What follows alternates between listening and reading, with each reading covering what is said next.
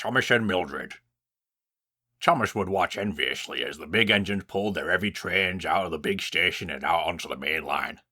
I want to get out of this yard, he would grumble. Whenever he helped push a train out of the big station, he wanted to keep going after the train pulled ahead and Doris and the other brake coaches slipped further and further away. But Charlie wouldn't let him. You're needed here, Thomas, he said, and back Chomish would go in a huff. Most of the big engines took no notice of Chomish's grumbling, but Miljrej, her short, slim engine, lost patience. You can't take passengers out on journeys, she said. You're too careless. No, I'm not, huffed Chomish. You left Henry's passengers behind, said Miljrej disdainfully. Passengers are most important. Without them, there are no trains. No trains means no railway. You must think of the passengers. Then you'll be a useful engine. Chomish snorted and went about his work.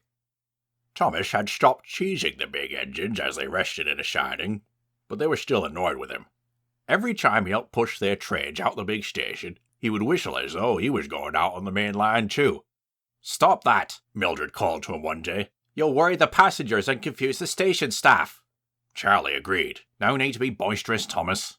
Chomish fumed. He longed to go out on a journey again, but he had to stay in the yard. One day, Chomish brought Miljred's coaches to the platform. Don't push behind me, Miljrej said as she backed onto the train. I don't need your help. Yes, you do, objected Chomish. You can't be trusted, insisted Miljrej. I won't let you upset my passengers. On your own, then, Chomish huffed. Chomish fussed into the yard to find more coaches. Soon he heard the guard's whistle and saw Miljrej pull smartly out of the big station with a train. Chomish gave a start. Cinders and ashes! That door is still open! Charlie and Sid turned to see one of Miljred's coach doors was wide open. It was swinging and banging as the train gathered speed. You're right, Thomas, exclaimed Charlie. Chomish whistled loudly. Miljrej! Wait up, Miljrej! Miljrej heard Chomish, but she didn't stop. He's too eager to leave the yard, she thought. He'll be in trouble with Sir Topham Hatt if he doesn't settle down.